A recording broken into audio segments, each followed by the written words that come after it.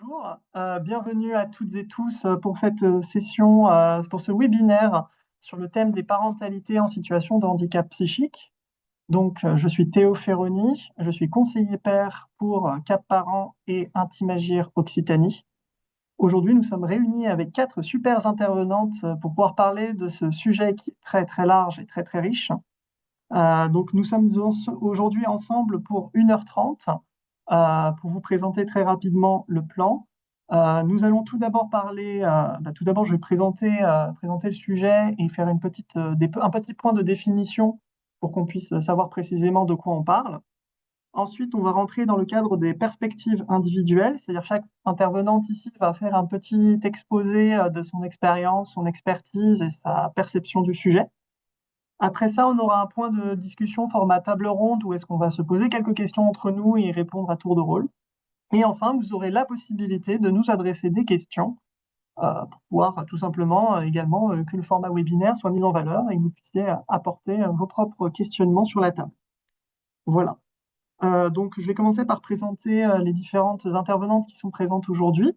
Donc, tout d'abord, Pascaline Javot, qui est père aidante en santé mentale, spécialisée en périnatalité et parentalité. Ensuite, nous avons Marine Dubroc, qui est sage-femme spécialisée en psychiatrie périnatale, membre de l'équipe de psychiatrie périnatale LENA sur les 3 maternités de l'Allier. Ensuite, nous avons Jeanne Besson, qui est à ma droite, qui est ergothérapeute du dispositif Cap Parents Occitanie et qui présentera autant son métier que les apports de Cap Parents. Et enfin, nous avons Elsa Diez, qui est éducatrice spécialisée de Réalise, le centre de réhabilitation psychosociale du centre hospitalier du Gers. Donc, du coup, ce sera l'occasion pour chaque personne de parler de son expérience, son parcours, sa perspective du sujet. Mais tout d'abord, quel est le sujet? Ça, c'est une bonne question. Ça. De quoi on parle aujourd'hui, en fait? Parce que c'est peut-être pas forcément évident, en fait, pour tout le monde. Tout d'abord, on va déjà définir ce que c'est une ou plutôt plusieurs parentalités. Donc, nous, au sein de Cap Parents, on a tendance à positionner la parentalité du désir d'enfant, donc avant même sa naissance, avant même le projet, on est vraiment dans le désir d'enfant jusqu'aux 18 ans de cet enfant. Donc, la parentalité, c'est quelque chose qui se construit, c'est quelque chose qui évolue, ça s'apprend, il y a des essais, des erreurs. Une personne qui est une maman qui vient d'avoir son premier enfant n'est pas la même maman que celle qui a 4 enfants et qui est bien rodée dans son parcours. Donc, nous, on va être vraiment dans cette optique-là de matrescence, de patrescence, une période de transition, de changement, d'évolution, quelque chose de très dynamique.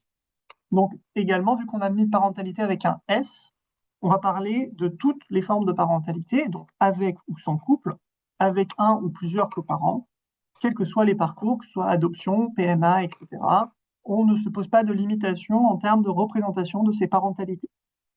Ensuite, on parle de handicap psychique, encore une fois avec un S entre parenthèses, parce que parfois il y en a plusieurs.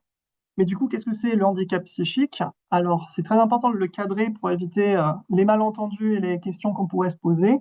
Là, aujourd'hui, on va parler de handicap psychique au sens de une situation temporaire à chronique où le pouvoir d'agir psychique est réduit et la personne a besoin d'aménagement pour une bonne qualité de vie. C'est-à-dire que très souvent, on va intégrer dedans tout ce qui est troubles psychiatriques, c'est-à-dire diagnostiqués par un psychiatre, incluant notamment la dépression, l'anxiété, bipolarité, schizophrénie, troubles de la personnalité, et ainsi de suite. Cependant, c'est très important de noter, ça n'inclut pas forcément pardon, je vais reformuler, ça peut inclure une altération des capacités cognitives, mais ça ne touche pas les capacités intellectuelles, normalement. Là, dans ce cadre-là, on rentre dans ce qu'on appelle le handicap mental et ce n'est pas l'objet aujourd'hui. Aujourd'hui, on est vraiment sur le handicap psychique en particulier. Donc, ce qu'on peut dire, évidemment, comme dit de manière générale, les troubles psychiatriques. Cependant, dans notre cadre d'accompagnement, nous, à Cap Parents, et de manière générale, dans le cadre qu'on va parler aujourd'hui, il n'y a pas forcément de diagnostic définitif et la personne ne peut pas forcément être dans un parcours pour en avoir. Notamment dans le cadre de dépression postpartum ou de troubles anxieux acquis, il n'y a pas forcément de diagnostic, mais il y a quand même un besoin d'accompagnement dans la parentalité parce qu'il y a une situation de handicap psychique qui s'est installée. Donc nous, on va parler de ces situations-là en particulier. Après, si jamais on veut aller plus loin sur d'autres thématiques, ce sera l'occasion d'autres webinaires pour rentrer sur ce sujet-là. Mais aujourd'hui, on est vraiment sur ce cadre-là. Donc maintenant que ce petit point de définition a été posé, je vais passer la parole à Pascaline Javot pour qu'elle puisse nous parler de son parcours, de son expertise et de tout ce qu'elle a à nous apporter. Merci, la parole est à toi. Merci beaucoup Théo, bonjour à tous. Du coup, je suis Pascaline, je suis père aidante en santé mentale. Bon, je ne peux pas demander à main levée si vous savez ce que c'est ou pas. En fait, le principe, c'est que moi, j'ai plusieurs troubles psychroniques qui sont diagnostiqués. Le premier diagnostic date d'il y a 15 ans. J'ai reçu des diagnostics au fur et à mesure. Euh, et je me suis formée pour travailler en psychiatrie, donc sur la base de mon vécu, mais aussi avec un apport de connaissances académiques. Donc je travaille aux côtés de psychiatres, de psychologues, d'infirmiers. L'idée, c'est que comme c'est un sujet qui est souvent compliqué, déjà la santé mentale et puis même la parentalité, quand on a des difficultés sur le plan psychique, parce qu'on a dit que c'était pas un handicap mental, c'était un handicap psychique. Donc, euh, c'est que moi, quand j'arrive, souvent, savoir que la personne en face est également concernée et également maman, souvent ça apaise, en fait, ça change les discours. Je vois les positionnements des personnes être un peu plus à l'aise parce que on a moins cette appréhension est-ce que je vais être jugée, est-ce que je vais être cadrée, est-ce que je vais être examinée ou analysée. Donc c'est là aussi l'apport de la pérénance et c'est aussi de montrer tous les possibles, de montrer qu'en fait avoir un diagnostic psy, c'est pas juste une voie sans issue. En fait, il y a plein de possibles, il y a plein de manières de vivre sa parentalité et c'est notamment pour ça que j'ai créé le podcast Mère en nous trouble, où je mets des portraits de parents avec des handicaps psychiques, de tout type de handicap psychique, et même des personnes qui ont des fois le même diagnostic, mais en fait vont avoir des vies totalement différentes. Donc c'est aussi mon rôle là-dessus. Et je fais des ateliers de psychoéducation en ligne pour accompagner les parents, pour essayer de comprendre en fait comment ils peuvent assurer au quotidien en tant que parents, ben, tout en prenant en compte le handicap psychique qui des fois peut rajouter un peu du poids sur les épaules. Voilà pour moi.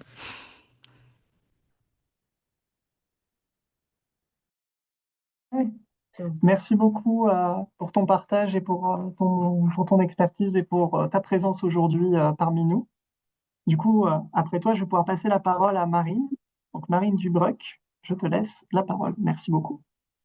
Merci Théo, bonjour à tous. Donc moi je suis Marie Dubreuc, je suis à la fois sage-femme, je me suis spécialisée en santé mentale et psychiatrie périnatale et je suis également chercheuse postdoctorante. Je travaille dans tout ce qui est formation des professionnels de périnatalité à la santé mentale périnatale et plus particulièrement sur la dépression périnatale et les idées suicidaires en période périnatale.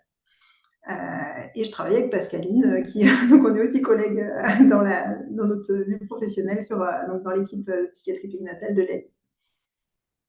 C'est bon pour changer de diapo.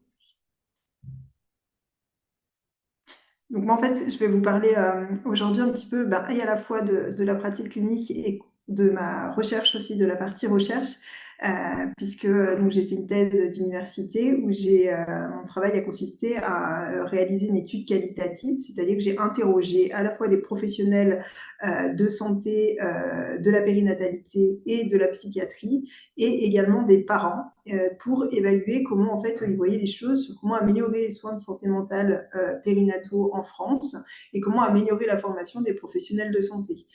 On a fait ces analyses en incluant aussi dans l'équipe une personne avec expérience vécue, donc qui travaillait à l'association Maman Blues, qui nous a aussi amené son point de vue à elle, et qui a permis dans notre analyse de prendre aussi en compte le point de vue des personnes avec expérience vécue, ce qui est primordial, je pense. À partir de ces études-là, non seulement on a créé les outils que vous voyez sur l'écran, donc un programme de formation pour les professionnels de santé, un site internet. Vous avez en bas un petit QR code, vous pouvez accéder au site, il est en libre accès avec des ressources, des définitions pour les parents, pour les professionnels, pour les employeurs. Et également une application mobile qui fera l'objet de protocoles de recherche où on veut en fait agir sur les parcours de soins des parents, repérer plus facilement les parents qui sont à risque de développer des problèmes de santé mentale en période périnatale, des troubles psychiques en période périnatale, et du coup de pouvoir les orienter plus rapidement pour avoir des soins plus rapides, plus spécialisés, et pour éviter les conséquences et pour les parents et pour les enfants. Et en fait, l'étude qualitative nous a aussi permis de construire de répondre à l'appel à projet qui nous a permis d'obtenir les financements pour notre équipe de psychiatrie périnatale dans laquelle on travaille actuellement. Donc, c'est pour montrer aussi que la recherche et clinique permettent d'aider au mieux les parents, tout en incluant bien sûr les personnes avec expérience vécue à chaque fois, puisqu'on travaille avec des pères aidants. Les différents projets de recherche, on les fait toujours avec des pères aidants. Voilà. Merci beaucoup pour ce partage du coup et ce retour d'expérience super important sur ce projet aussi. Du coup, ensuite, je vais passer la parole à Jeanne pour vous présenter tout ça. Bonjour, donc du coup moi je suis Jeanne Leçon, je suis ergothérapeute au sein de Caparin Occitanie. Caparin Occitanie, donc peut-être qu'il y en a qui connaissent pas, c'est un dispositif pardon, qui est né en Occitanie il y a 2 ans environ. Il y a un dispositif Occitanie par région, donc j'ai cru comprendre qu'il y a des participants extérieurs à la région Occitanie, donc il doit y avoir un Caparin dans votre région. Je vais peut-être passer à la diapo suivante. C'est la thématique en fait de Caparin. C'est vraiment la parentalité des personnes en situation de handicap. Donc dans la parentalité, Théo l'a bien défini tout à l'heure, donc du désir d'enfant jusqu'aux 18 ans de la personne. Mais c'est aussi la question de handicap, donc avec toute situation de handicap confondue. La mission de Caparin, en fait, c'est de faciliter vraiment le parcours. Être parent aujourd'hui, c'est pas très facile, et avec une situation de handicap, en fait, ça peut rajouter des difficultés. Donc, nous, l'objectif, c'est vraiment de diminuer au maximum cette difficulté spécifiquement liée à une situation de handicap. Donc, on est beaucoup en lien avec des dispositifs de droit commun, les PMI, etc. Donc, on n'a pas de baguette magique non plus.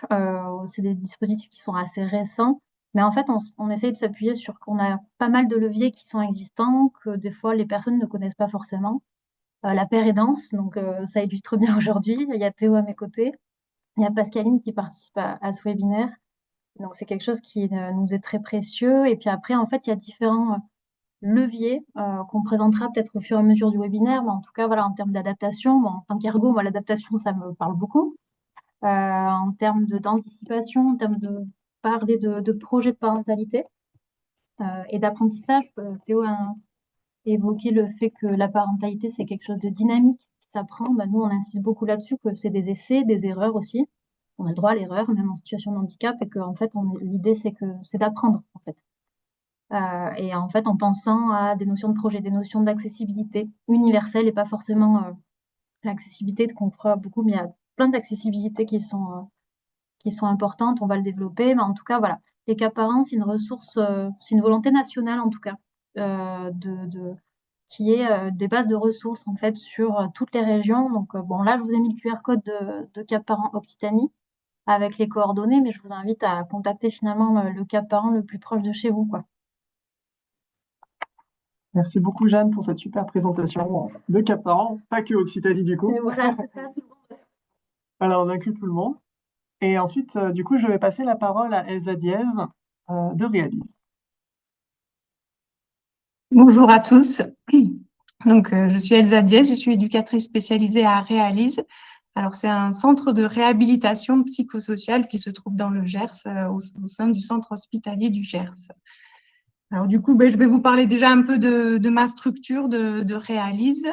On peut mettre la deuxième diapositive pour voir notre beau logo avec un arbre et des branches qui donnent de l'espoir. On puise dans nos racines pour se développer vers des projets. Nous, donc, on est un centre de réhabilitation psychosociale. On a ce qu'on appelle une approche orientée rétablissement. On va accompagner des personnes qui sont concernées par un trouble psychique, peu importe lequel, diagnostiqué ou non. Mais voilà, à un moment donné, il y a une difficulté psychique qui est là. Et il y a aussi une envie d'avancer, une envie de mettre en place des choses, un sentiment d'être bloqué. et du coup, une envie d'être accompagné, un besoin d'aide qui est présent. Donc, quand c'est comme ça, c'est tout à fait des bonnes raisons de venir nous voir parce que nous, on accompagne les différents projets de vie et on essaye de voir qu'est-ce qui bloque, comprendre pourquoi il y a des freins, pourquoi il y a des difficultés et sur quelles ressources on va pouvoir s'appuyer. À la fois, toutes les personnes ont toujours des belles ressources, donc on va s'appuyer sur toutes ces ressources-là et aussi sur les ressources extérieures pour essayer de trouver des solutions pour que la personne puisse avancer dans ses projets et arriver à finalement un peu plus de satisfaction dans sa vie, arriver à trouver un peu plus de sens à son existence, à dire là, je retrouve le plaisir de me lever le matin parce que oui, j'ai retrouvé une place dans mon entourage, dans cette société où j'ai retrouvé un peu plus de sens à ma vie, où j'ai retrouvé quelque chose qui fait écho, qui vibre à l'intérieur de moi. Donc, c'est un peu, les grandes lignes, comment on accompagne les personnes. Et du coup, la question de la parentalité, elle fait partie de tout ça parce que, justement, le fait de se sentir un peu plus satisfait de son existence, retrouver du sens, ça passe aussi par la parentalité. Alors, soit le désir de devenir parent, soit se dire, aujourd'hui, je suis parent et c'est pas toujours facile et comment je peux essayer de faire en sorte que ma parentalité, je retrouve un peu plus d'aisance là-dedans, que j'ai un peu plus de compétences, un peu plus d'outils, de billes pour que ça se passe au mieux et que je puisse vivre pleinement cette expérience comme une belle expérience et en tirer toutes les bonnes choses qu'il y a à en tirer. Donc voilà, nous, ce qu'on peut proposer comme accompagnement. Donc, on a un atelier qui, la première session, c'était cette année, c'est tout nouveau, ça s'appelle Atelier Parenthèse, c'est la deuxième image sur la slide du PowerPoint. Donc, l'idée, c'est de regrouper les personnes qu'on accueille et qui sont parents et qui ont ce désir de pouvoir parler de leurs difficultés, trouver des outils, s'encourager, partager leur expérience. Et donc, notre première session s'est très bien passée. On a vu vraiment à la fois la force de pouvoir se rendre compte qu'on n'est pas le seul à avoir des difficultés, de pouvoir échanger là-dessus. C'était déjà très riche. Puis aussi, finalement, de trouver un peu des outils, des choses qui sont facilement applicables dans mon quotidien et qui m'aident en tant que parent à y voir un peu plus clair, à trouver un peu de repères, parce que c'est pas toujours facile d'avoir des repères dans sa parentalité.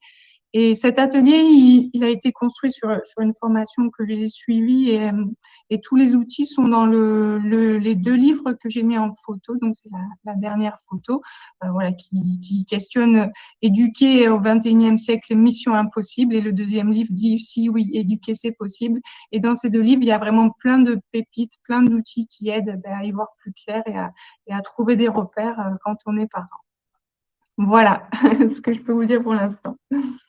Merci beaucoup pour ce partage. On a une petite question justement dans le chat qui demande est-ce que Réalise ne concerne que les parents ou tout le monde en situation de difficulté psychique? Y a-t-il une limite d'âge?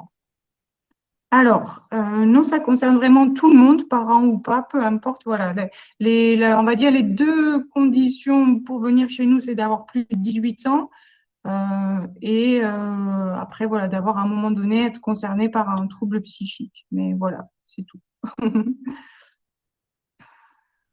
Merci beaucoup pour la question et pour la réponse du coup par extension. Du coup, nous avons fait un petit tour de tout le monde. Donc, merci pour vos partages, pour vos explications et pour vos retours d'expérience. Je vous propose du coup qu'on passe à la partie des questions croisées, donc un peu plus en format tour de table, ou plutôt table ronde. Oui, c'est table ronde le terme. Tour de table ronde. Tour de table ronde, exactement. Nous avons préparé quelques petites questions. Alors, a priori, elles vont durer jusqu'à à peu près 14h30, sauf si on a fait le tour des sujets. Et après, on prendra les questions des personnes dans le chat. Sachez qu'il existe un outil normalement intégré à Zoom que j'ai activé, j'espère qu'il fonctionnera, pour les questions et les réponses. Donc, si vous avez des questions ou des réponses qui ne sont pas abordées, vous pourrez les poser et voter ensuite entre vous pour faire monter les questions avec lesquelles vous êtes le plus d'accord. Comme ça, on pourra voir aussi quelles sont les questions qui parlent le plus au plus de monde. Vu qu'on n'est pas non plus, on n'a pas non plus toute l'après-midi, même si ce serait un sujet qui pourrait nous occuper toute l'après-midi. On va essayer de voir aussi qu'est-ce que les personnes voudraient comme réponse. Donc, n'hésitez pas à en faire usage si vous avez des questions plus particulières ou plus générales. En tout cas, je tiens d'ailleurs à préciser également que du coup, Marine Dubroc est avec nous jusqu'à 14h30. Donc, du coup, en gros, là, on va faire le tour des questions justement entre nous. Si même vous avez des questions plus spécifiques à lui adresser, par exemple sur le projet Lena où vous renseignez, n'hésitez pas à aller sur le site et à prendre les informations sur ça et à prendre contact avec tout ça, avec toute l'équipe pour ça. Donc, pour les questions de table ronde, nous allions commencer par quelles adaptations proposer dans le cadre d'une parentalité en situation de handicap psychique? C'est une bonne question. Là, on va vraiment être dans le concret. C'est qu'est-ce qu'on peut mettre en place en tant que professionnel, en tant que proche et en tant que personne concernée quand on est en situation de handicap psychique et parent ou futur parent. Qui veut commencer pour répondre à cette question? Qui se lance? Allez, je vais y aller, je vais me lancer. Le premier qui me vient, c'est parce que c'est quelque chose qui est très récurrent euh, chez les personnes que j'accompagne, c'est les bouchons d'oreille et les casques réducteurs de bruit. Il y a souvent beaucoup de difficultés à assumer publiquement, mais notamment quand on a un bébé qui pleure beaucoup, c'est déjà, de base, c'est difficile, hein. Ça peut être très fatigant. Mais quand on a une sensibilité au bruit, il y a beaucoup de personnes qui ont des troubles psy qui peuvent avoir voilà, déjà une fragilité face à des bruits intenses, des bruits répétitifs. Beaucoup de personnes, notamment avec des troubles du neurodéveloppement aussi. Pouvoir assumer de mettre des bouchons d'oreille ou un casque anti-bruit, un casque réducteur de bruit, ça peut aider grandement et ça ne coupe pas le lien avec son enfant. Ça, c'est très important parce que j'ai souvent des personnes qui disent, mais j'ai peur de ne pas être disponible. Maintenant, en fait, justement, pouvoir en mettre un, c'est faire en sorte qu'on a suffisamment de batterie pour pouvoir être disponible. C'est pouvoir se protéger pour qu'on ait les moyens d'être disponible. Donc ça, une des adaptations qui, pour moi, revient le plus et puis qu'il faut pas hésiter à montrer et discuter et pouvoir, en fait, intégrer ça dans sa vie de tous les jours, que ce soit pour les repas, pour les activités jeux, pour les sessions en aire de jeu intérieur avec 10 000 gamins, pardon, 10 000 enfants, excusez-moi mon langage. Mais voilà, ce sont des choses en fait qui peuvent se faire et je pense que c'est une adaptation qui est souvent très intéressante et qui n'est pas assez considérée. Rebondis moi aussi sur plus globalement en fait de se questionner sur le profil sensoriel de la personne en fait, que ce soit au niveau de l'audition, au niveau de la vue et au niveau aussi corporel. Est-ce qu'il y a besoin d'une couverture lestée aussi pour être contenu ou une veste lestée? Des fois ça marche très bien pour être un peu plus contenant dans des rendez-vous qui peuvent être anxiogènes ou des choses comme ça. Mais en tout cas, ouais, de questionner ce profil-là. Et même, j'augmente plus de questionner aussi. Après, ça, c'est plus en lien avec les professionnels, du coup, et Pascaline, complètement, hein, parce que je pense qu'on fera ping-pong beaucoup. Mais en tout cas, de questionner le profil de communication de la personne. Euh, L'adaptation, pour moi, la première adaptation de base à mettre avec quelqu'un qui a des difficultés psychiques, c'est vraiment comment elle communique. Euh, Est-ce que ça va passer par du SMS, par de l'écrit, par des comptes rendus de consultation? Est-ce que la communication, voilà, elle a besoin d'être en un pour un? Est-ce que elle a besoin d'une personne en plus aussi lors de la consultation? Enfin, de, d'ouvrir le champ des possibilités à la personne pour qu'elle puisse se sentir à l'aise d'exprimer ses besoins, autant sur le plan sensoriel aussi et sur le plan de la communication. Comme ça fait une base vraiment de compréhension et d'expression des besoins. Donc, ça va être vraiment important pour la suite. Et là-dessus, pour ajouter un peu sur, voilà, sur la manière de retenir les informations, particulièrement durant les parcours de grossesse où on va avoir beaucoup d'informations, il y a, chaque personne va avoir son propre système un peu. Des fois, c'est des personnes qui n'en ont même pas conscience en fait. Donc, elles vont essayer de retenir à l'oral ce qu'on leur dit, mais une fois rentrées chez elles, elles n'ont pas compris et elles vont voir des rendez-vous, elles se souviennent plus de ce qui se passe. Je dis elles, hein, mais c'est voilà, c'est la personne qui vit la grossesse à ce moment-là. Donc, pouvoir vérifier, en fait, des fois, ça peut être renvoyer le compte-rendu par mail ou l'écrire ensemble. Moi, je recommande d'avoir toujours un petit carnet, en fait, pour pouvoir le noter, vraiment, de noter les termes, de noter aussi les lieux où on doit se rendre pour pouvoir ne pas avoir à chercher après. Enfin, voilà, ce genre de choses, je pense que ça aide pas mal.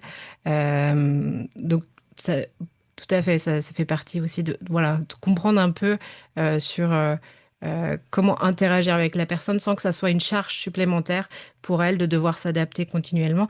Et là-dessus aussi, pour les professionnels, c'est de pouvoir intégrer que, ben, en fait, il y a des jours sans et que, ben, des fois, on annule un rendez-vous à la dernière minute ou on se pointe pas. Et c'est pas malveillant, en fait. C'est juste que, ben, il y a des jours où on se réveille et on n'est absolument pas bien. Et se justifier, c'est très fatigant et c'est très difficile parce qu'il y a beaucoup de culpabilité. Donc, c'est voilà, c'est ça aussi. Alors, je comprends aussi que les professionnels, c'est pas évident d'avoir des lapins, hein, voilà, c'est toujours très dur, mais c'est quelque chose quand même que beaucoup vivent et porter le fait que ben on a dû ne pas aller à plusieurs rendez-vous parce qu'on n'était pas bien, c'est un poids pour ces personnes-là. Et je, je rajoute aussi, on adore se rajouter avec Pascaline, on a Ouais. l'habitude. Après, on laissera Elsa et Marine intervenir. De questionner le rythme de la personne, ça peut vraiment changer une prise en charge tout au tout, quoi. Si la personne est du matin et du soir, et si on cale un rendez-vous à l'inverse de sa possibilité, ben, en fait, ça va être très compliqué de la voir. Et ça fait un cercle vicieux un petit peu de oh là là, elle vient pas, et bref. Mais en tout cas, voilà, de questionner ce rythme-là, ça pose une base et d'adaptation déjà, en fait, pour l'interaction entre le pro et la personne. Oui, merci beaucoup, effectivement. Donc, du coup, pour résumer un peu, vraiment, il y a les idées de sensorialité, de communication, de rythme à questionner, tout ça, qui sont des sujets qu'on a tendance parfois à mettre sur d'autres handicaps, alors qu'en réalité, ça a aussi sa place dans le cadre du handicap psychique. Du coup, Marine, Elsa, est-ce que vous vouliez rajouter des choses concernant la question des adaptations à proposer dans le cadre des parentalités?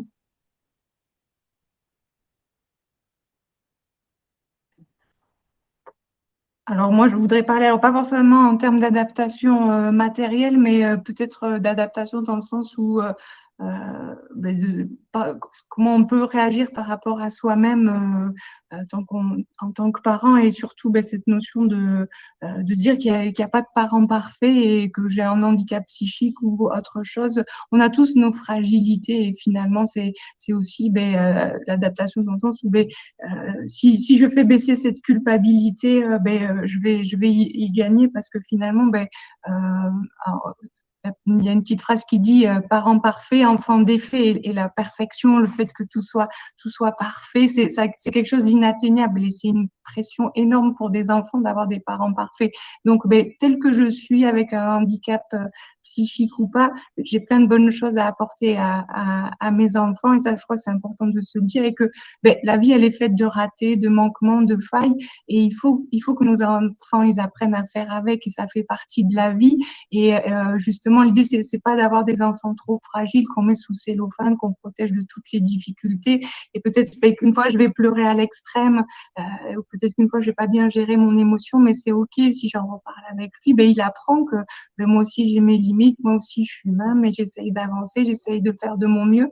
Et je crois que c'est un super message qu'on peut communiquer aux enfants, en fait, de se dire que voilà, je suis pas parfait, mais j'essaye d'avancer un jour après l'autre, et on leur communique quelque chose de très humain finalement, de très sain, de très juste, et c'est un beau message qu'on peut véhiculer à nos enfants, que on n'a pas besoin d'être parfait finalement. Et une deuxième chose aussi, qui répond pas tout à fait à la question, mais qui me paraît importante en termes d'adaptation, c'est de se dire que finalement c'est important de faire de soi-même sa priorité en tant que parent, parce que finalement il y a une petite phrase qui dit quand papa ou quand maman va, tout va.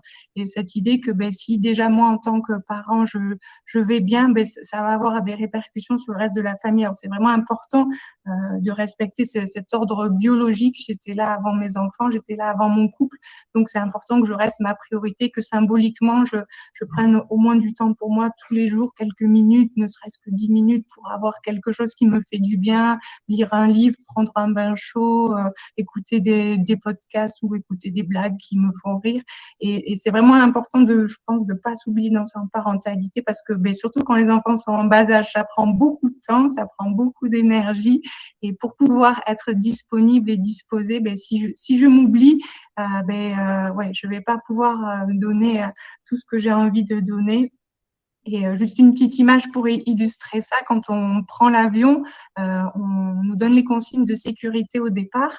On nous dit que s'il y a un problème de dépressurisation, un masque à oxygène va tomber. Alors, je ne sais pas à qui vous auriez envie de le mettre en premier, ce masque à oxygène, mais ce qu'on nous dit, c'est qu'il faut d'abord se le mettre à soi parce qu'on pourra sauver personne d'autre après. Et c'est vraiment ça dans sa parentalité. Si on n'a pas soi-même son oxygène, si on n'a pas ces choses qui nous nourrissent, qui nous font du bien, ben on ne pourra pas prendre bien soin des autres, aller aider les autres, être là présent pour nos enfants. Donc, je pense que c'est important de ne pas s'oublier en tant que parent, en tout cas. Ça me permet de Et rebondir. pour compléter, effectivement, Vas-y, Marine, pardon. non, c'est effectivement qu'elles sont identifiées avec la personne et c'est important d'impliquer la personne, quels sont les besoins de ces personnes. Ça va de son rythme, de ses besoins au niveau sensoriel, aussi par rapport à sa situation familiale, sociale, peu importe. Et aussi prendre en compte les besoins de l'enfant, parce que du coup, la parentalité, c'est aussi des interactions entre les parents, les enfants, et aussi prendre en compte les éléments aussi en lien avec l'enfant. Si un enfant a des traits de caractère, un moyen de fonctionnement, c'est comment on fait justement pour que les interactions se passent au mieux, qu'on est effectivement, on peut pas être un parent parfait, ça n'existe pas et ce serait effectivement grandement angoissant pour les enfants d'avoir des parents parfaits, mais c'est comment on va faire pour gérer ce qui en fait est difficile pour tout le monde. Moi, ce que je dis souvent, c'est la parentalité, ça peut être difficile pour tout le monde, handicap ou pas handicap, on n'est pas dans une société en plus où on valorise beaucoup, même si on dit qu'il faut réarmer la France, mais on valorise beaucoup avec tout ce qu'on peut mettre derrière et toutes les critiques qu'on peut en faire. Voilà, il n'y a pas beaucoup de choses qui sont mises en place pour aider les parents, pour soutenir les parents, et on voit bien l'impact sur la baisse de la natalité. Et justement, si on ne prend pas ça en compte, si on ne soutient pas les parents, aussi que les parents puissent s'entourer, puissent trouver du relais, et tout parent, hein, pas forcément handicap psychique ou autre handicap, voilà, il y a besoin de pouvoir à un moment passer le relais, de pouvoir développer son réseau de soutien, de pouvoir avoir du contact social, de pouvoir se reposer sur d'autres personnes parce que ça permet aussi de tenir. C'est un marathon, c'est plus même qu'un marathon. Un nouveau-né, ça dort pas, c'est très au niveau de la régulation émotionnelle, c'est très prenant, ça met à mal toutes les stratégies qu'on avait mis en place avant qui marchaient bien et qui là peuvent s'effondrer parce que là, c'est compliqué. Et donc, tout ça, il faut le prendre en compte et c'est aussi le rôle des professionnels. Et on ne prévient pas assez, je pense, les futurs parents et même dès le préconceptionnel parce que voilà, maintenant, il y a des consultations préconceptionnelles qui peuvent être faites par les sages-femmes pour tout le monde, hein, n'importe qui. Il y a aussi après les consultations préconceptionnelles pour les personnes qui ont déjà des handicaps psychiques préexistants, qui ont des traitements ou autres. Renseignez-vous dans vos régions, il y a des choses qui existent pour en discuter, pour adapter ça et pour anticiper l'arrivée d'un enfant, à anticiper une grossesse, c'est important d'anticiper et de se baser surtout sur les forces de la personne, de ce qu'elle déjà, elle a mis en place, de ce qu'elle souhaite mettre en place et de soutenir tout ça. Au plus tôt on prépare les choses, au mieux c'est.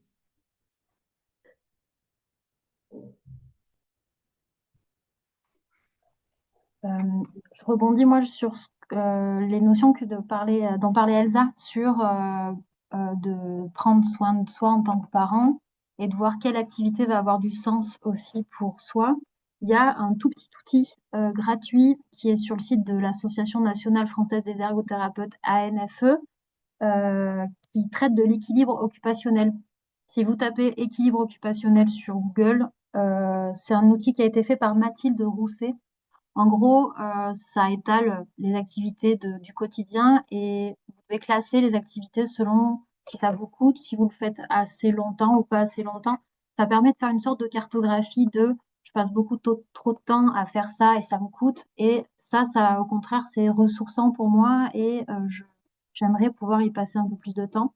Alors, c'est un outil qui ne traite pas de parentalité, mais libre à vous d'adapter, pourquoi pas, cet outil parce que de classer aussi les activités qu'on fait avec bébé, celles qui vont nous... Alors, je dis bébé parce qu'on a beaucoup de situations avec des bébés ou avec votre enfant, mais en tout cas, l'idée, c'est de classer des activités qui vont être coûteuses parce qu'il y a des activités qui nous coûtent énergétiquement parlant au niveau de la fatigue.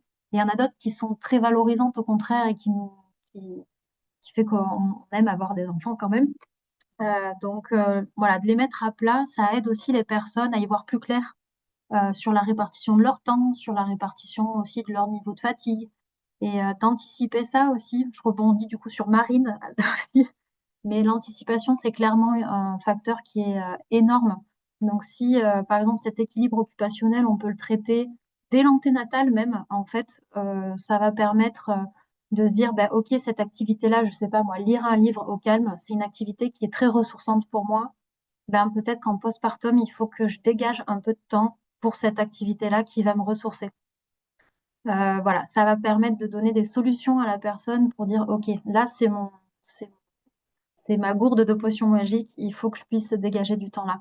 À l'inverse, si faire les courses, je sais pas, faire les repas, c'est vraiment trop coûteux, entretenir le logement globalement, enfin toutes ces tâches-là, ben pareil, alors en préconceptionnel même, mais en tout cas, c'est durant la grossesse qu'on peut anticiper ces choses-là, quitte à basculer sur, je sais pas, des livraisons de repas, pourquoi pas, sur des livraisons de courses, mais en tout cas, d'analyser un peu cette répartition du temps, d'aider la personne à répartir son temps comme ça. Merci beaucoup, effectivement. J'aimais beaucoup l'image du masque à Oui, oxygène dans les avions. Moi, ça me parle beaucoup. Ça, effectivement, l'idée aussi de repenser les stratégies, les forces et acquis de la personne, comme vous disiez tout de suite. mm, Vraiment se baser sur ce qui existe déjà, parce que très souvent, les personnes ont déjà des stratégies mises en place, ont déjà des idées mises en place. Mais en fait, ça, vu qu'en gros, c'est un nouveau contexte, ça implique de se remettre en question, de réenvisager. On est sorti de ses repères habituels. La parentalité, ça oblige à évoluer, à changer, en fait, à devenir quelqu'un d'autre. Et en fait, du coup, ça implique aussi justement tout ce travail de réévaluation, en fait, en quelque sorte. Et je pense que c'est là qu'en fait, on peut avoir ce travail-là de je pense que c'est là qu'on peut avoir ce travail-là de justement de coopération avec le professionnel ou l'accompagnant ou le proche ou même avec le coparent aussi, justement de se dire ok comment est-ce qu'on réenvisage notre fonctionnement jusqu'à maintenant, qu'est-ce qui change vraiment concrètement et comment est-ce qu'on fait pour avancer ensemble. Euh, tout ce qui est directive anticipée. ouais, les directives anticipées C'est effectivement. un outil, Pascaline ne va pas me contredire, Marina, je les vois hocher la tête comme ça, mais il y a un outil qui est... C'était totalement ce que j'avais en tête, hein, c'est Oui, à ce on moment-là. est connecté, Pascaline. Non, mais en fait, moi, je conseille vivement, très vivement le site Psychom, qui est une pépite qui a beaucoup de choses, et notamment, il y a des directives anticipées qui sont très intéressantes quand on est plutôt dans la période de grossesse. Il y a même des directives anticipées lorsqu'on est parent. Donc, je vous invite à les... C'est des documents accessibles c'est très intéressant de les remplir avec la personne si elles le sont, si elles sont d'accord, pour permettre justement, voilà, de jouer sur cette carte d'anticipation. Mais je te laisse en parler parce que toi, t'en parles mieux. Bah en fait, alors pour ceux qui, si jamais il y a des personnes qui connaissent pas le principe de directive anticipée, c'est alors c'est pas les directives anticipées de fin de vie, hein, attention. Là, on parle vraiment sur le plan psychiatrique, non mais parce que des fois il y a des confusions. L'idée, c'est de pouvoir anticiper la crise. On se base sur nos vécus précédents de crise nous sont arrivés pour essayer de voir un peu les récurrences, quels sont les premiers signes, qu'est-ce qui a marché, qu'est-ce qui n'a pas marché, qu'est-ce qu'il faut éviter de faire.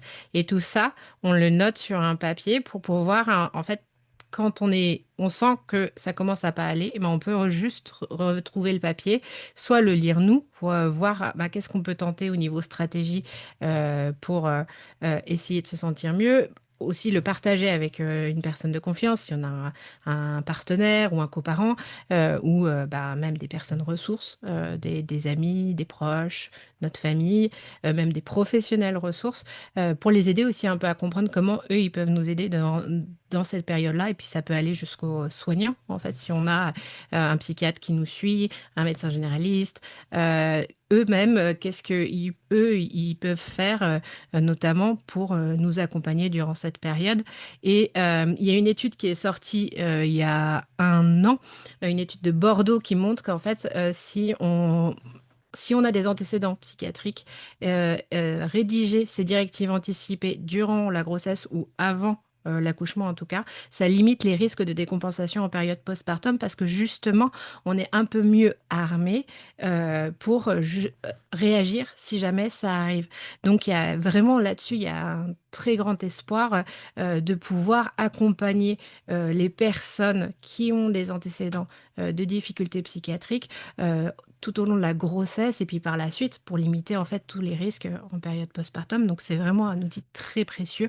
Et l'outil du Psychom est gratuit et téléchargeable, mais il y a aussi plein d'hôpitaux qui ont leur propre outil sur les mêmes principes qui peut être intégré au dossier patient. Donc il ne faut pas hésiter, si jamais vous êtes dans un service, si vous êtes déjà accompagné, à demander, à poser la question. Et si vous ne vous trouvez pas, ben, vous allez au Psychom parce qu'il est téléchargeable gratuitement. Oui, merci beaucoup. Je vous propose qu'on passe à la prochaine question si c'est OK pour tout le monde. La deuxième question du coup qu'on se posait, c'était pourquoi est-ce difficile de trouver des espaces pour parler de parentalité et de handicap psychique? Je laisse la parole à qui veut pour commencer sur ce sujet-là. Voilà. Allez, tu veux y aller, Jeanne? Non, ça va, ok. Ça, c'est un sujet très, très complexe, mais qui, j'avoue, moi, personnellement, me passionne un peu d'une certaine manière. C'est que souvent, donc déjà, le handicap psychique, il y a beaucoup de stigmatisation. C'est quelque chose qui est très, très présent. Il y a beaucoup de difficultés à être associé à la psychiatrie. Des personnes qui se présentent en psychiatrie ou qui ont en une hospitalisation, bah, après, quand ils rentrent chez eux, devoir justifier le fait qu'ils étaient plus à leur travail, qu'ils étaient plus à leur activité. Quand quelqu'un leur demande t'as été où ces derniers mois, bah, c'est très difficile d'assumer et de dire bah, en fait j'étais hospitalisée en psychiatrie. C'est lourd au niveau moralement. Mais là où ça rajoute un poids supplémentaire, c'est que quand on parle parentalité, ben tout de suite, on va se focaliser sur l'enfant, sur les risques, sur la difficulté. Souvent, on va être rattaché à des faits divers. Je donne régulièrement un exemple. En janvier, je suis intervenue lors d'une table ronde et j'ai une pédopsychiatre qui m'a interpellée en disant, mais vous pensez pas, moi, la semaine dernière, j'ai eu une maman qui a décompensé, elle était schizophrène, ça s'est très mal passé. Et moi, je me suis dit, mais moi, j'ai des troubles psy, j'ai un enfant. Est-ce que parce que ça s'est mal passé avec une maman, je peux pas bénéficier d'un accompagnement? En fait, est-ce que vraiment on va résumer tous les parents à un cas dramatique? C'est que chaque parent va être différent. Il y a des parents, certes, où ça va être peut-être très compliqué. Puis il y a des parents, mais quand même, en fait, il faut jamais hésiter à demander de l'aide. Et donc, c'est là où aussi il y a beaucoup de biais et c'est même au-delà des préjugés, en fait, c'est que c'est ancré dans les mentalités, donc il y a beaucoup de travail à faire. Et c'est pour que c'est aussi important d'améliorer la visibilité, l'accessibilité aux informations pour les professionnels et pour les personnes, autant, de pouvoir en fait diffuser et de savoir vraiment qu'est-ce que c'est une personne avec des troubles psy. Ben, par exemple, c'est ça. Une personne avec des troubles psy, c'est ça aussi. Et c'est plein d'autres choses, en fait. On est plein de personnes. Exactement, c'était aussi. Enfin, voilà, il y a plein de manières différentes. Et on n'est pas qu'une seule chose, on n'est pas qu'un fait divers en couverture qu'on peut avoir dans les journaux. Et donc c'est là où ça devient souvent compliqué à faire avancer les choses, les sujets, parce que d'un côté, en fait, les soignants, les professionnels peuvent être frileux à en parler, et de l'autre côté, en fait, les personnes elles-mêmes peuvent avoir très peur d'aborder le sujet parce qu'elles ont peur d'être jugées et de catégoriser. Donc ça fait que la communication est pas évidente.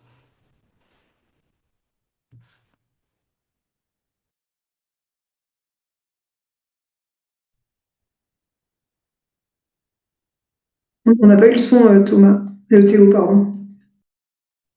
Ah non, non, c'est normal, je vous laissais la parole en fait en priorité. Est-ce que vous avez quelque chose à rajouter sur la thématique, hein? Moi, Cette je question. rebondis effectivement, je suis d'accord avec Pascaline, la stigmatisation, c'est un gros frein.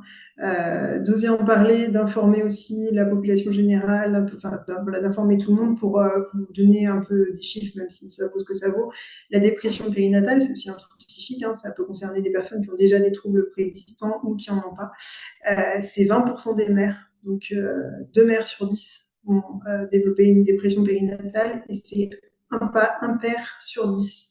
Alors, on n'a pas de chiffres chez les coparents qui soient des mamans. Il y a peu d'études en France, peu d'études tout court, même si on commence à s'intéresser aussi un peu à la santé mentale des coparents qui ne soient pas des hommes.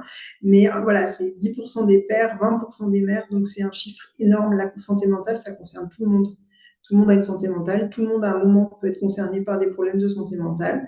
Donc voilà, il faut juste en parler, déstigmatiser auprès des professionnels, auprès du grand public, auprès de la presse aussi, comme tu dis Pascaline, les grands, un événement schizophrène, autiste ou je ne sais quoi, qui ont été utilisés à tort et à travers dans la presse, font des ravages et ont un impact sur les personnes parce que la stigmatisation a aussi un rôle, joue un rôle aussi dans l'état de santé mentale des personnes concernées. On sait qu'une personne qui est très auto-stigmatisée va avoir déjà de risques de dépression, de tentatives de suicide et aussi plus de symptômes. Donc il faut vraiment lutter contre cette stigmatisation.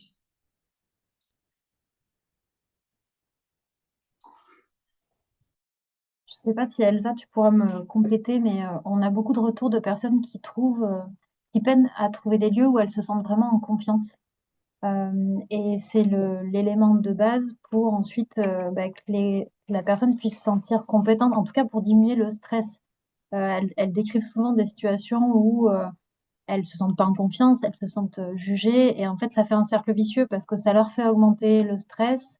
Quand on est stressé, on montre pas forcément le meilleur de ses possibilités, et derrière, c'est un cercle vicieux. En fait, on fournit aux professionnels, ah ben voilà, elle le fait pas assez bien comme je le pensais, et du coup, ben quand il y a une méfiance, un manque de confiance, des fois, en fait, ça peut être vraiment je sais pas, j'ai pas le mot, mais en tout cas très fin.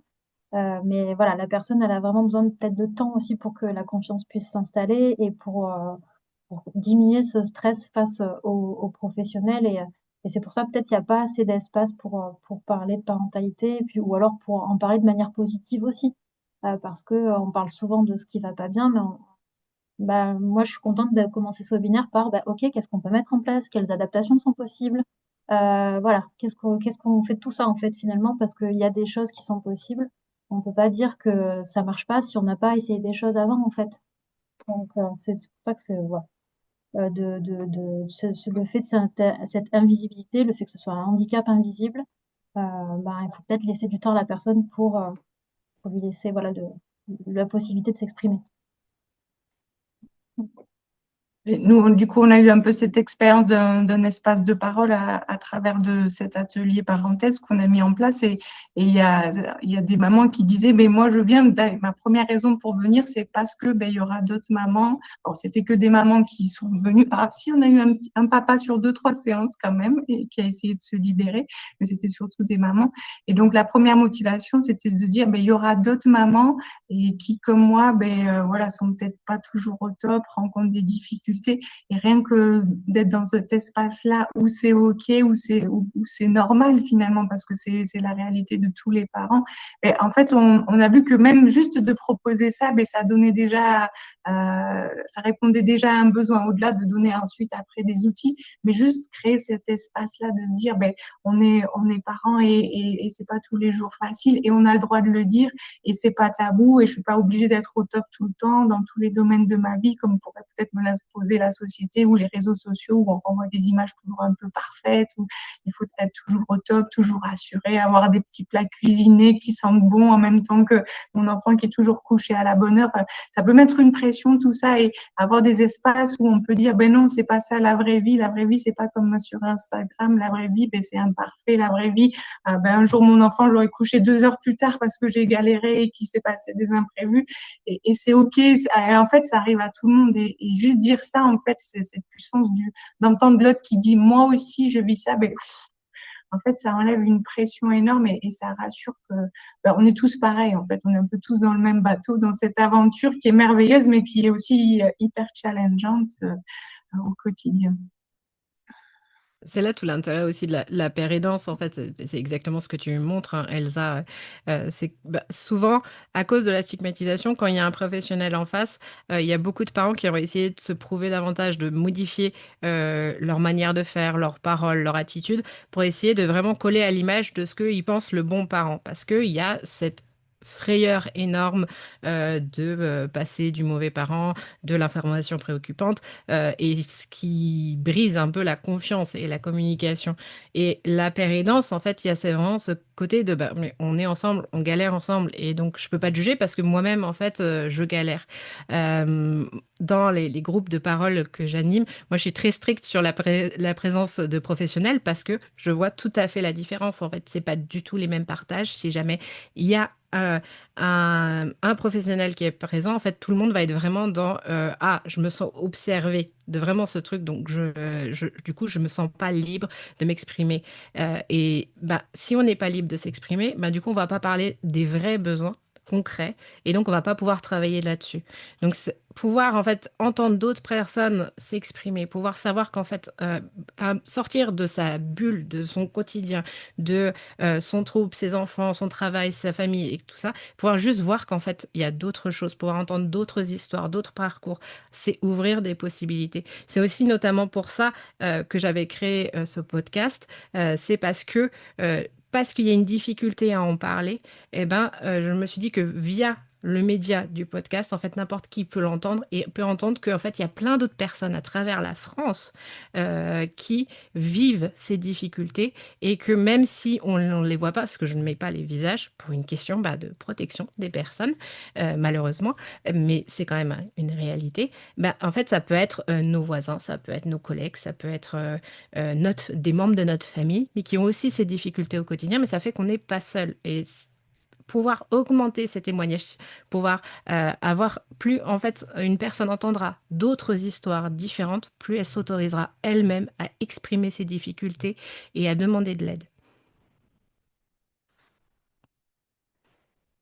Pascaline, tu veux peut-être parler de l'association Madi? Hmm.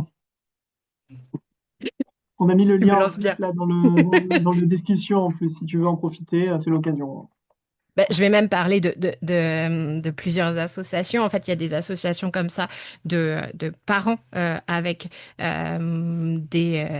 soit de la difficulté maternelle. Donc, il y a Maman Blues qui, du coup, est une association partenaire de l'équipe Léna dont Marine et moi on fait partie. Maman Blues, c'est autour de la difficulté maternelle.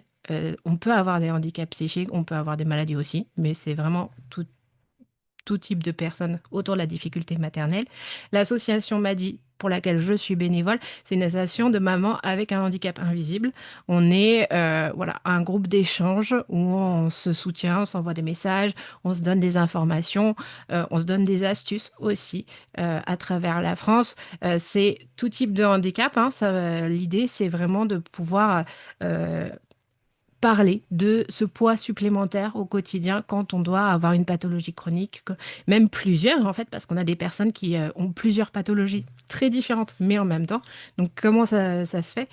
Comment on vit ça au quotidien? Et puis on se rend compte que même si on n'a pas forcément la même vie ou les mêmes pathologies, ben on se traîne quand même des problématiques assez semblables. Et je pensais aussi à l'association lyonnaise Action Visible et Handicap qui a une action dédiée à l'handiparentalité dans toute la métropole de Lyon. Donc voilà, c'est des associations qui existent et c'est important parce que bah, il n'y en a pas énormément, mais elles sont là et il faut les encourager, il ne faut pas hésiter à se tourner vers elles s'il y a besoin.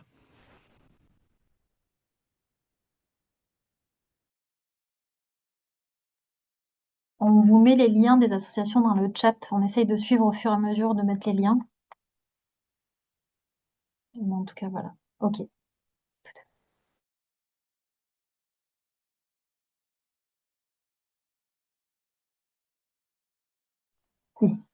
Pardon, mais du coup, en gros, là, pour le coup, on allait passer aux questions du public, Oui. puisque là, il est bientôt 14h30, si jamais c'est OK avec vous.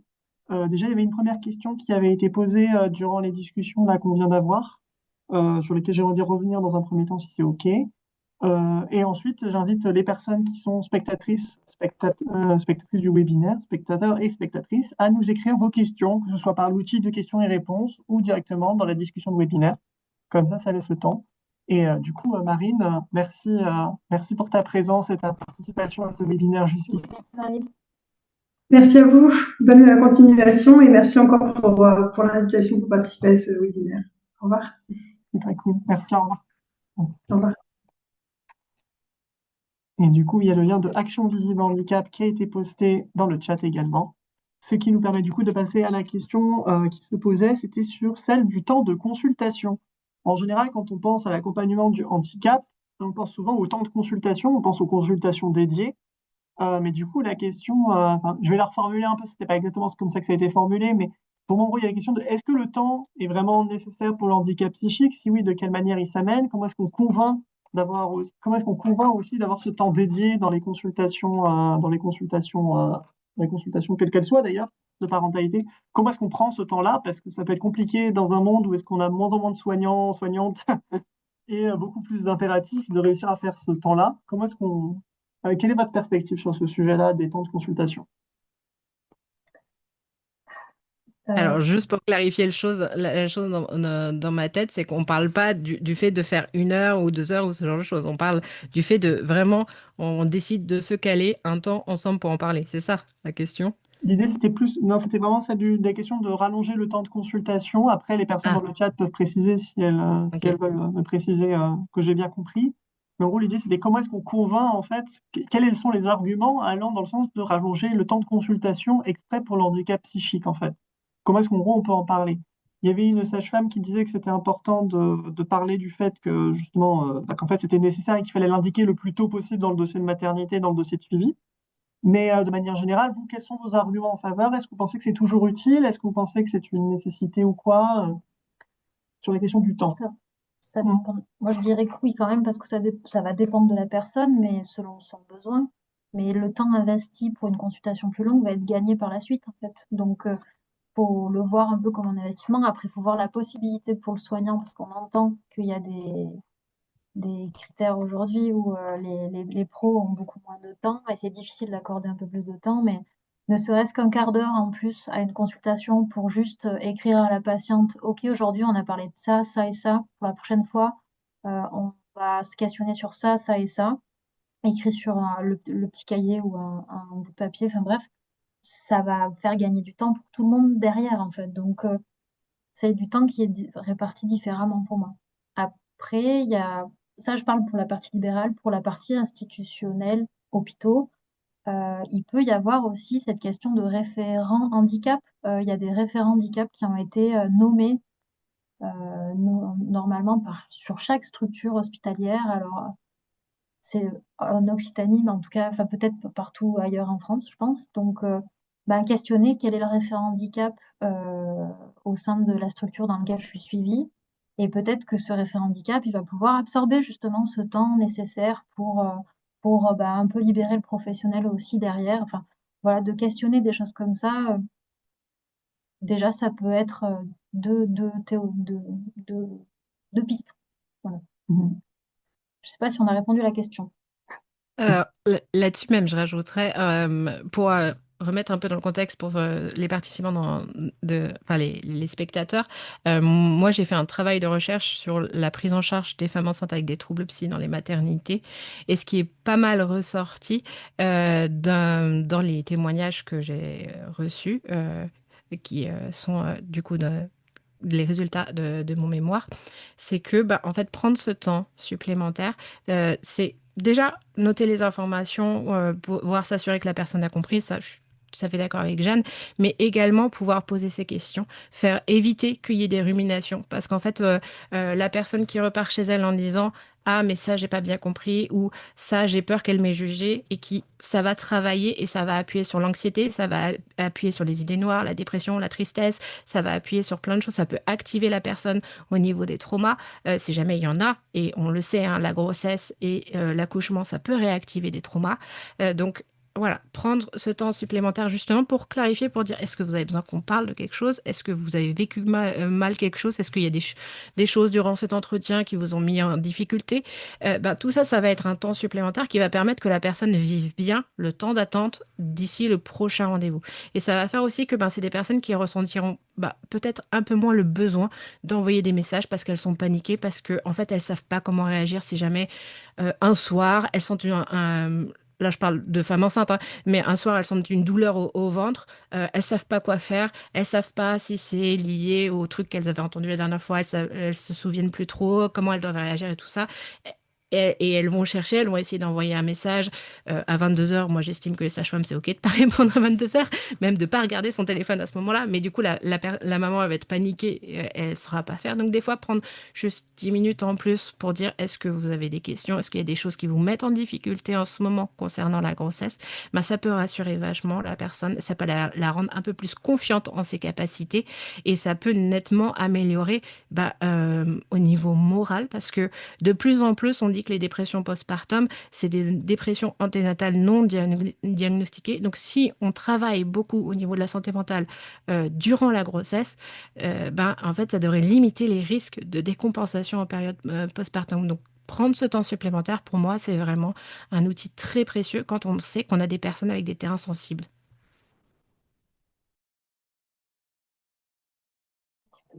Est-ce que tu voulais rajouter quelque chose sur ce sujet-là, Elsa, ou est-ce que quelqu'un d'autre voulait rajouter quelque chose? C'est c'est préconisé en général pendant la grossesse. J'étais tombée sur une étude, mais je suis désolée, je ne pourrais pas la reciter, de mettre en place de la réhabilitation psychosociale dès l'anténatal pour justement préparer le terrain, de toujours se jouer cette carte-là de l'anticipation et de prévenir un peu les situations d'urgence derrière et de s'entourer d'une équipe justement qui entraîne à ça. Mais Elsa, je pense que peut-être, je ne sais pas si vous avez des situations comme ça ou pas.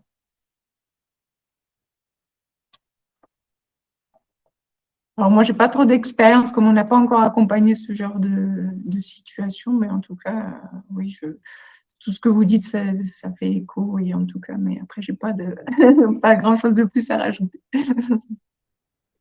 Sur le plan de l'anténatal, disons que moi j'aime bien dire que c'est comme apprendre les premiers secours en fait. C'est apprendre euh, quoi repérer, comment faire attention à soi, savoir comment réagir quand on est en difficulté, comment en parler avec ses proches si on n'est pas bien.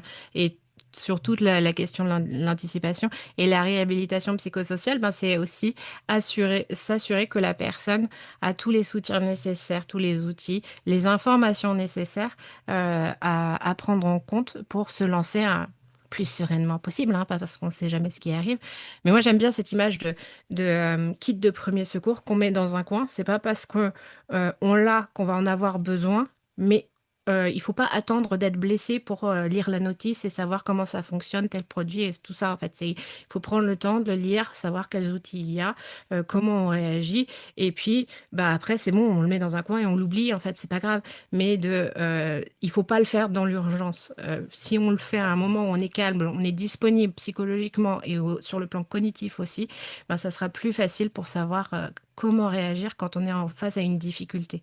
Donc c'est voilà, la réhabilitation psychosociale, que ça soit avant la conception, que ça soit durant la grossesse, et puis même en postpartum, c'est jamais totalement fini. On peut toujours essayer de faire quelque chose, mais pouvoir bénéficier de ces accompagnements, de la psychoéducation, de pouvoir comprendre, en fait, savoir dans quoi on peut mettre les pieds, savoir les risques, savoir comment réagir.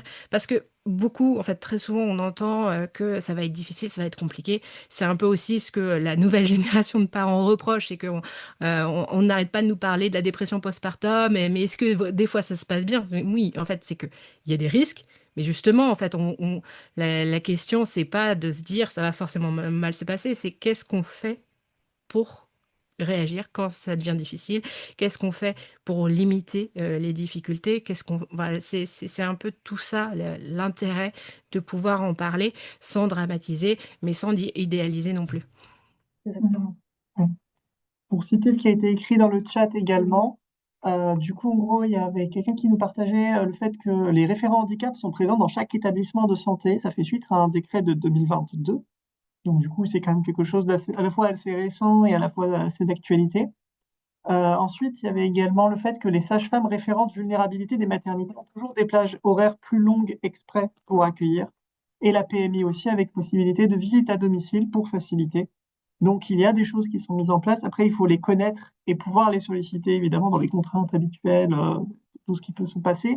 Mais il ne faut pas se dire qu'en gros, il faut aller chercher ces choses-là, aller les demander et essayer de faire le lien grâce à ça aussi. Bien sûr, la PMI. Ouais, et bien sûr. Oublié. Effectivement, on peut difficilement mettre de côté la PMI, de manière générale, Oui, tous bien sûr. tout ce qui existe, le système, les maisons de famille, les maisons des familles, les dispositifs de droit commun, pas mal d'associations d'aide à la parentalité, qui, je pense, ont aussi besoin en fait qu'on les sollicite en étant explicite sur le fait qu'en fait la parentalité en situation de handicap psychique existe, parce que beaucoup en gros d'associations qu'on contacte en fait considèrent qu'elles n'ont pas eu de situation de handicap jamais, ce qui est très fortement improbable. C'est juste que peut-être les personnes n'en ont pas parlé en fait parce qu'elles avaient peur comment ce soit accueilli, comment ce sera reçu, comment ce sera vu. Que le handicap se limite au fauteuil roulant. On a encore de ça. Donc, C'est ça. c'est Mhm.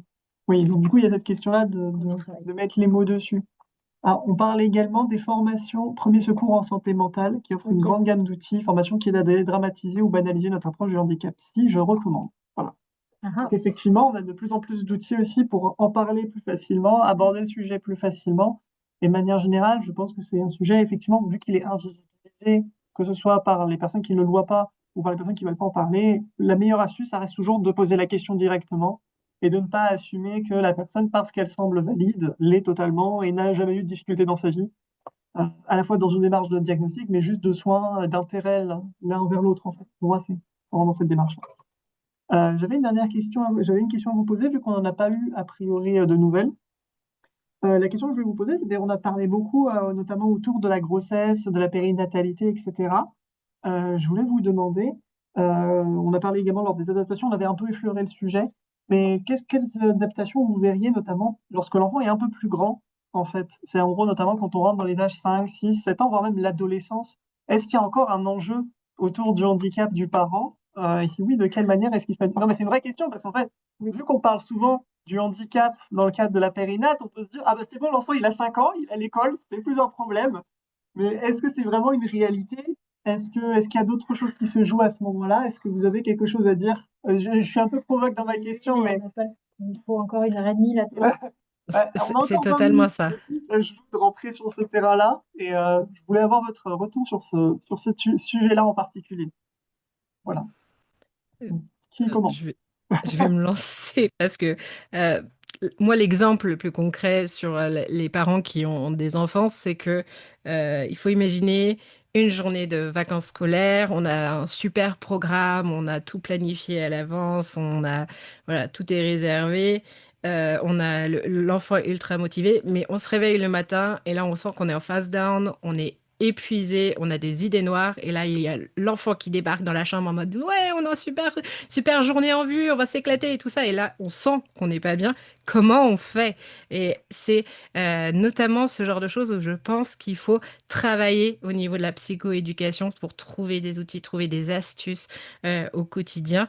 Là, je vais vous montrer ça. Alors, c'est des astuces bricolées maison, Jeanne les connaît bien, mais moi, c'est la petite échelle. C'est du carton, du feutre et une attache parisienne, hein. Mais du coup, ouais, hop, ça me permet de savoir exactement, de montrer à peu près où est-ce qu'on s'en trouve au niveau de nos capacités et de pas hésiter à montrer, par exemple, en fait, faut dire un peu, en gros, le vert, c'est qu'on est disponible, on peut tout faire sans trop de soucis. Orange et rose, bah, c'est limité, il faut faire attention. Et rouge et noir, en fait, on a besoin de s'isoler, on a besoin de relais. Que l'enfant puisse identifier, des fois avoir des supports, pouvoir comprendre, en fait, qu'est-ce qui est attendu de lui à ce moment-là. Euh, et quand je dis qu'est-ce qui est attendu de lui, c'est justement qu'est-ce qui n'est pas attendu de lui également. C'est-à-dire qu'il n'est pas là pour tout prendre sur lui, mais par exemple, en fait, respecter que son parent ne peut pas faire certaines choses, au moins le temps que ça aille mieux. Respecter le fait que ben ça veut pas dire nécessairement qu'il faut qu'il fasse à manger ou qu'il fasse la vaisselle ou ce genre de choses, mais que il va falloir qu'il soit un peu plus patient quand son parent fait les choses. Voilà, c'est ce genre de choses au niveau de la discussion, de la communication, il faut des fois guider les parents là-dessus parce que c'est pas évident à savoir par soi-même. Il y a beaucoup de culpabilité, beaucoup de parents qui disent oui, mais mon enfant, il n'a pas choisi d'avoir un parent comme ça. Mais en fait, on choisit pas ses parents de base, c'est un fait. Et puis on choisit pas non plus d'être malade. Donc là aussi, il y a tout un travail au niveau de la déculpabilisation à faire. Donc c'est voilà, l'exemple pour moi le plus récurrent et le plus concret, c'est notamment gérer la fatigue chronique, le côté vraiment imprévisible de la phase de la maladie, où est-ce on en est, des journées difficiles, comme je disais tout à l'heure, les jours avec et les jours sans. Ben, comment on fait pour les jours sans? Et tout ça sans culpabiliser et juste pouvoir fonctionner quand même au niveau de la famille, le temps que ça aille mieux. Concrètement, on avait une situation un peu comme ça où de comment gérer les jours sans et en fait de faire un programme. C'est-à-dire que peut-être on a le super programme d'aller au zoo, d'aller au parc, d'aller tout faire, tout ça. Il y a peut-être la journée où on est un peu plus en bas pour le parent, ça va être des pâtes, ça va être un film, un dessin animé, je sais pas, ça va être un temps lecture, ça va être le coparent aussi peut-être, ou un grand-parent. Enfin, ça va être peut-être le village autour là, de la personne qui se mobilise pour venir entraider. Mais pareil, toujours en fait garder cette carte un peu d'anticipation de OK, la mallette de secours pour les jours qui vont pas bien, c'est celle-là. OK, on ouvre. On peut trouver telle astuce et telle astuce pour que la gérer et comme ça l'enfant comprend aussi que il peut faire autre chose. Il y a des livres de jeunesse qui l'abordent très bien. J'ai plus du tout les titres en tête. Je suis vraiment désolée, j'ai une mémoire qui est défaillante en ce moment. Et ensuite, il y a aussi, moi je parle du lien avec l'école. Voilà, merci. Du brouillard dans la tête, ouais, il est bien celui-là. Mm. Peut-être on va mettre les liens, on va essayer de trouver les liens. Tu peux les mettre, Pascaline, peut-être dans le chat, s'il te plaît.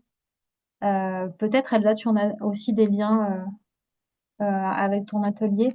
Nous, c'est le lien avec l'école qui angoisse beaucoup les parents. En fait, il y a tout ce qui est lien avec la maternité pendant la phase périnatale, c'est stressant. Et ben, c'est la même chose avec l'école après. Donc le lien avec la maîtresse, le fait que on a un handicap invisible auprès du corps enseignant, pareil, jouer la carte anticipation, de questionner au sein de l'école. Est-ce que peut-être il y a quelqu'un qui a une sorte de référence avec le handicap ou une sensibilisation au handicap psy, que ce soit un parent d'élève, il y a des délégués de parents d'élèves, il y a des référents aussi auprès de certaines classes, etc. Mais de questionner l'école sur ça au moment de l'inscription, pas forcément quand on est un peu en phase descendante et que ça va pas trop pour nous, mais plutôt au moment où voilà, on anticipe les choses.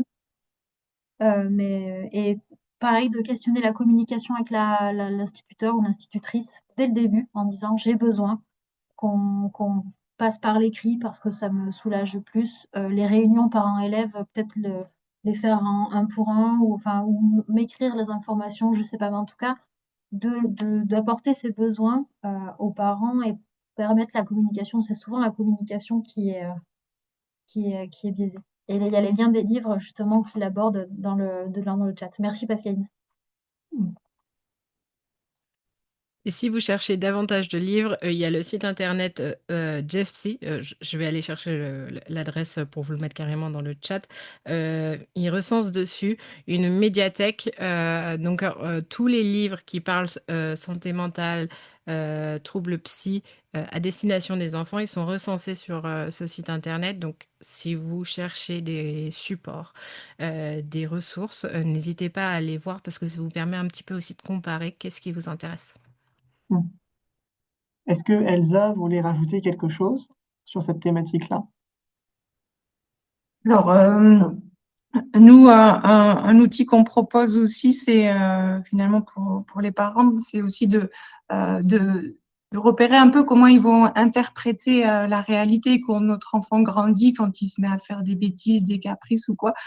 On peut facilement se faire mal d'une certaine manière avec nos interprétations et se dire, oh là, il m'en veut, il me provoque, il se joue de moi, alors que une des premières choses qu'on peut se dire, que c'est qu'un enfant, c'est normal qu'il fasse des bêtises. Un enfant, c'est normal que il gère pas totalement ses émotions parce que son système limbique n'est pas encore totalement opérationnel. Il n'arrive pas encore à gérer totalement voilà, la zone du cerveau qui permet de réguler ça au niveau du cortex préfrontal. Et finalement, un des outils qu'on donne aussi aux parents, c'est d'arriver à moduler. C'est ce qu'on fait un peu en TC. C'est aussi les pensées automatiques qu'on va avoir et qui viennent nous faire du mal parce que on se sent mauvais, on se sent coupable, on sent que l'enfant nous provoque, alors que on va dire presque c'est le premier job de l'enfant, c'est d'apprendre la vie, c'est de tester des choses, c'est de faire des bêtises et c'est ok, c'est normal et du coup ce qu'on essaie de faire nous dans la deuxième partie de l'atelier et qui donne des repères aux parents aussi, c'est de comprendre ce qui se joue dans chaque étape du développement développement de l'enfant et comment aider un enfant une fois qu'il commence à parler jusqu'à la puberté. Il a besoin d'être ce qu'on appelle un bon objet, mais c'est pareil, on pourrait en parler des heures, mais rapidement juste vous dire comment je l'aide à devenir un peu ce bon objet, à l'amener à pointer vers le positif. Et ce qui marche beaucoup, c'est des petits tableaux où on va valoriser tous les comportements positifs, où on va mettre en avant pour justement passer dans une bascule où je suis pas tout le temps en train de pointer le négatif, tout ce qui va pas, mais comment je l'amène à changer, à l'encourager, à aller vers du positif. Et on essaye de voir un peu des petits outils qui aident dans le quotidien, parce que on est tous en difficulté à un moment donné avec un enfant qui a du mal à s'approprier certaines règles de la maison. Et un ado, c'est encore autre chose, avec toute cette opposition qui se joue. Et une des principales clés aussi pour aider à bien traverser cette période, c'est de se dire déjà que l'adolescence, c'est un sketch en fait. Il a besoin de s'opposer, il a besoin de s'opposer à l'enfant qu'il était, il a besoin de se différencier. Et c'est une super belle période parce qu'il commence à découvrir son identité. Mais c'est aussi challengeant parce qu'il est toujours là en train de remettre en question beaucoup de choses, et surtout l'enfant qu'il a été, ça se révèle surtout dans la relation avec le parent. Mais c'est un gros sketch, il faut prendre ça avec beaucoup de recul, pas se faire mal avec tout ce que l'adolescent dit, et voilà, rentrer sur la scène avec lui et jouer ce jeu pour qu'il puisse aussi apprendre à échanger, à discuter, à voir qu'on n'est pas d'accord, mais que c'est ok, et qu'on peut discuter, et qu'on peut on a le droit de pas être d'accord, et ça peut bien se passer, et on apprend à communiquer, à échanger et à avancer. Mais voilà, c'est des gros sujets aussi, mais je pense que c'est important d'être équipé et outillé sur ces phases-là du développement qui ont chacune leurs challenges et leurs enjeux. Merci beaucoup pour ce partage, effectivement, qui est super riche aussi. Je voulais juste lire un message qui me semblait très intéressant à noter aussi sur la question des aménagements.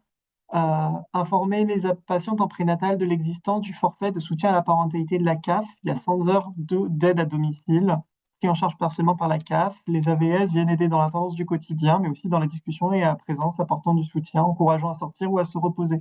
Les parents sont rarement, voire jamais au courant, ils n'osent pas le demander. Et effectivement, il faut se rappeler qu'effectivement, très souvent, en fait, il y a le problème, en fait, ouais, vas-y. Très souvent, il y a le problème, en fait, du handicap psychique qui n'est pas considéré comme un handicap. C'est-à-dire qu'en gros, les personnes vont se considérer malades ou avoir des difficultés ou avoir des difficultés quotidiennes, mais elles vont considérer que les dispositifs de handicap ne leur sont pas adressés. C'est quand même un biais qui est quand même assez important, notamment nous, on le sait très bien en tant qu'imaginaire et cap parents, c'est que généralement, les parents en situation de handicap psy, parce qu'en gros, les dispositifs handicap ne sont pas pour eux, pour elles et eux. Parce qu'il y a aussi le biais justement du handicap, c'est la personne en fauteuil roulant, c'est la personne qui ne peut pas vivre en milieu ordinaire, etc. Et donc, du coup, en gros, les personnes ne se disent pas que l'outil peut les aider, en fait, justement. Et en plus, Forfait CAF, effectivement, merci pour la précision, Forfait CAF est un dispo pour tous les parents sans condition également. Donc, c'est pour ça aussi que c'est très important de le notifier que même au-delà de ça, il y a pas mal d'aides qui existent pour les parents. Et je voudrais également remercier le message le message qui nous a été fait aussi pour remercier pour le webinaire et pour le gros travail de société sur les représentations et les préjugés du devenir parent en situation de handicap invisible. Et le fait que la prévention est nécessaire pour autant du côté des parents que des professionnels au bénéfice d'un meilleur accompagnement. Sans nécessairement y voir un placement immédiat, observer ce que les parents sont capables de faire et de développer et d'évoluer. Comme on le disait en tout début de webinaire, en fait, la parentalité, c'est un processus, c'est quelque chose qui évolue, et c'est pas parce qu'à un moment T de notre vie, on n'est pas capable là aujourd'hui d'être parent, parce qu'aujourd'hui là, ça ne va vraiment pas, que demain et tous les autres jours de la vie, on ne sera pas capable de l'être. C'est vrai pour tous les parents, c'est un processus évolutif, c'est changeant, on apprend de ses erreurs aussi. Si jamais c'était un talent né d'être parent, ce serait beaucoup plus facile pour tout le monde, je pense. Mais je pense que tout le monde apprend. Le placement également, s'il arrive, des fois, voilà, il y a des placements qui arrivent, n'enlève pas la casquette de parent également. Donc, comment travailler le fait de rester parent, de continuer à avoir des activités qui ont du sens avec mes enfants, lors des visites médiatisées, lors voilà, des entretiens avec l'ASE, etc. Moi, je rajoute avec le forfait de la CAF de bien mettre à plat le dossier MDPH de la personne. Est-ce que la personne a tous ses droits ouverts auprès de la CAF? Je pense à la PCH et je pense surtout à la PCH parentalité du coup. voilà, on va en parler peut-être d'autres, on va peut-être conclure, Mm. mais en tout cas, vraiment de vérifier que, OK, le dossier MDPH, il est nickel, il est à jour et tous les droits sont ouverts pour la personne. Je vois, il y a le dispositif Paris, PARIH, pôle ressources à inclusion handicap, dédié à l'accompagnement des parents en situation de handicap ou qui ont des enfants 0-17 ans en situation de handicap. Oh, super, je connaissais pas. Voilà. Et également, oui, c'est très difficile d'ouvrir les droits à une PCH parentalité quand on est en situation de handicap psychique. Ouais, malheureusement, oui. Ouais, Surtout malheureusement. qu'ils sont récents Oui, surtout et qu'ils par sont. rapport aux autres handicaps. Donc, Ouais, ça n'aide pas. ouais. Mais de demander quand même et enfin, on en avait parlé avec des collègues ergo justement de faire bonne évaluation PCH, de bien étaler que oui, il y a des jours avec, mais les jours sans, ok, comment ça se passe aussi mais oui, c'est encore difficile malheureusement d'avoir une PCH. Oui, parce qu'il faut avoir une PCH active pour activer la PCH parentalité, du coup, ça Non, double le. c'est pour être éligible. Alors, ça, il y a de l'aide, il y a une notion, c'est que, en fait, c'est pas parce qu'on touche la PCH qu'on a la PCH parentalité, il faut une éligibilité, il faut y prétendre. Donc, il y a plein de personnes qui se trompent là-dessus mais moi, je la touche pas, la PCH, j'en ai pas besoin. Si on est éligible à la PCH, ça déduit normalement, enfin, normalement, ça débloque la PCH parentalité. Mais il faut y prétendre. On arrive sur la fin, on se laissait 5 petites minutes à la fin, donc merci à toutes et tous pour votre écoute, pour votre participation, pour vos échanges, pour vos apports aussi dans le chat et pour vos questions, vos ressources, vos remarques et tout. C'était vraiment très très riche, très très intéressant. Je vous remercie encore une fois, Pascaline, Jeanne, Elsa, mais également Marine, du coup, qui nous a quittés un peu plus tôt, mais qui également nous a fait beaucoup d'apports super intéressants. Pour information, le webinaire qu'on a eu aujourd'hui va être disponible en rediffusion sur le site Intimagir et Cap Parents Occitanie. Donc, même si vous voulez le revoir plus tard ou que vous voulez l'adresser à des professionnels, des collègues, des proches, des personnes concernées, vous pourrez le leur rediriger. Il sera disponible d'ici quelques semaines, /mois, je ne sais pas encore quand exactement, mais il le sera promis. À la fin de ce webinaire, quand je le clôturerai, il y aura un petit sondage pour vous demander des petits retours pour savoir si jamais le webinaire vous a plu, tout simplement, si jamais ça vous a intéressé, et obtenir tout simplement, si vous avez des questions ou des moments ou des trucs à faire remonter et tout, n'hésitez pas à le remplir, il est anonyme. Et nous, ça nous sera très très utile aussi pour valoriser ce qu'on fait et voir ce qu'on peut améliorer également. Et enfin, n'oubliez pas, contactez-nous si besoin, si vous avez des besoins en Occitanie ou même besoin d'une redirection, d'une orientation, on ne sait pas. N'hésitez pas à nous contacter, on fera notre possible, on vous mettra en lien avec les autres CAP parents aussi, contactez-les directement, c'est encore mieux, ceux de votre région. Et puis, n'hésitez pas à creuser le sujet, poser des questions, soyez curieux, curieuses, et puis on va y arriver ensemble. Merci beaucoup. Passez une bonne journée, au revoir et à bientôt. Au revoir et merci.